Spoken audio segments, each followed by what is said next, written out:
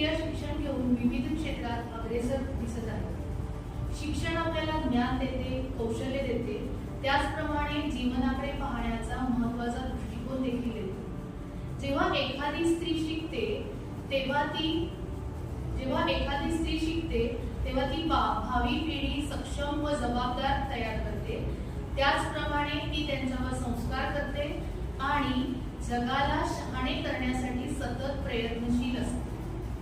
Brilliant professional अकॅडमीने ह्या ज्या स्त्रियांना व्यक्त व्हायची संधी दिली आहे त्याबद्दल मी त्यांचे मनापासून आभार मानते।